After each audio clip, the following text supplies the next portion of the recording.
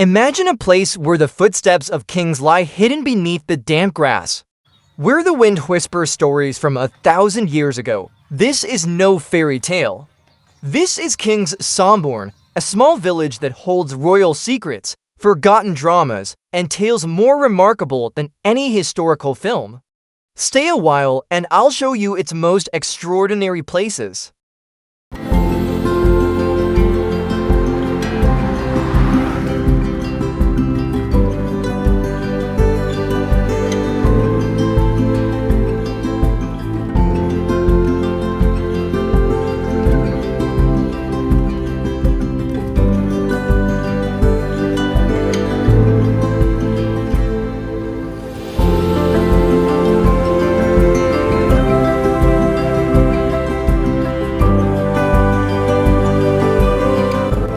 In 1603, shortly after ascending the throne, King James I and his wife stayed at the home of Sir Richard Gifford. Locals say that for 2 days, Somborn was the capital of England. His wife, Winifred, was a lady-in-waiting to the Queen, and the house, which no longer exists today, was more alive than ever before.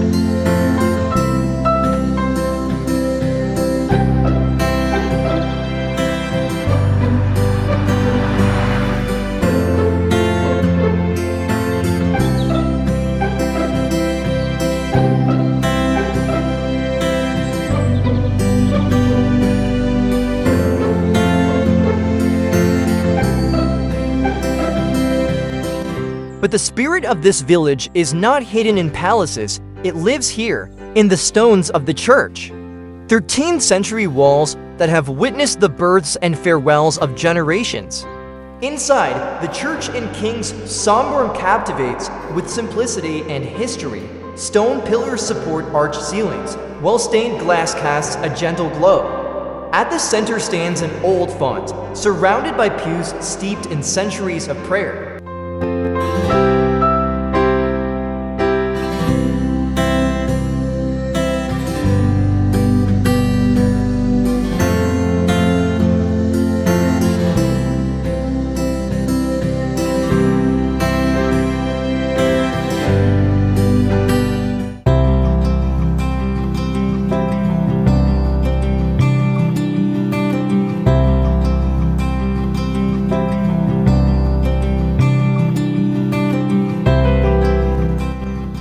Let us return to history. The roots of the village of King's Somborn go back to the Anglo-Saxon era, with early mentions in documents over 1,000 years ago, then called Sunnesburna, meaning Sunnes stream, named after a local settler and a nearby brook.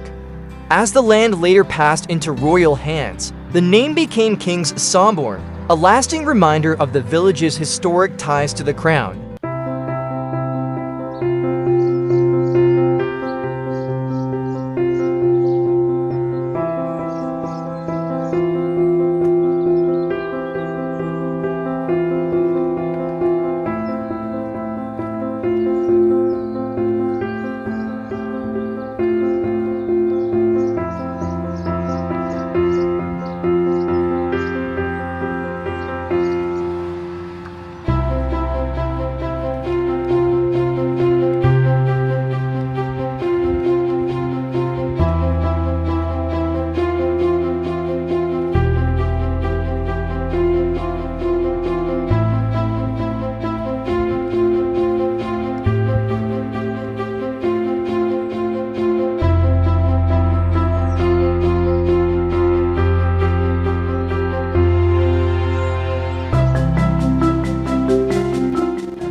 Did you know that this small village was the birthplace of Sir Thomas Sopwith, a pioneer whose passion for flight launched one of the most important chapters in British aviation history?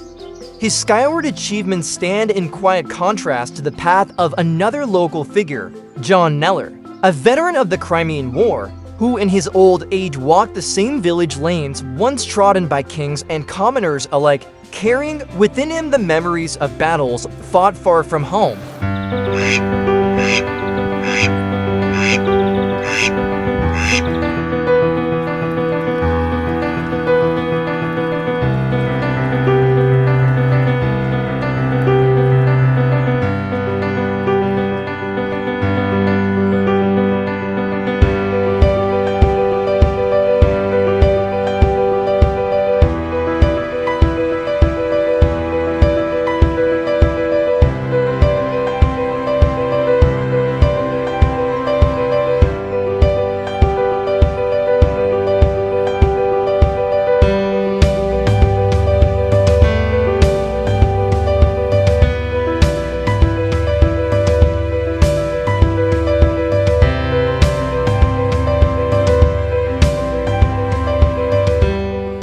King's Somborn impresses with its remarkable architectural diversity, from centuries-old stone cottages with tiled roofs, through charming thatched dwellings, to elegant Georgian residences that hint at the area's former prosperity.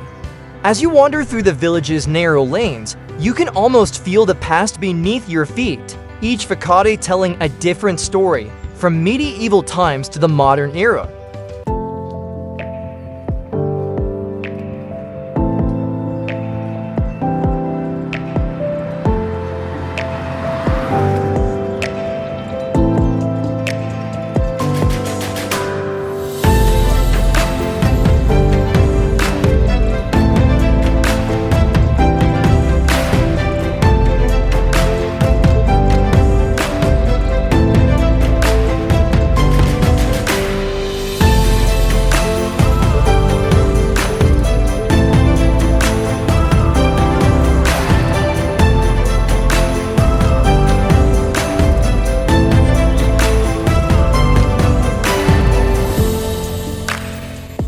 Before I share with you some of the photos I captured during my visit to the village, I'd like to invite you to check out a few videos from the breathtaking Cotswolds. Just click the link in the corner of the screen.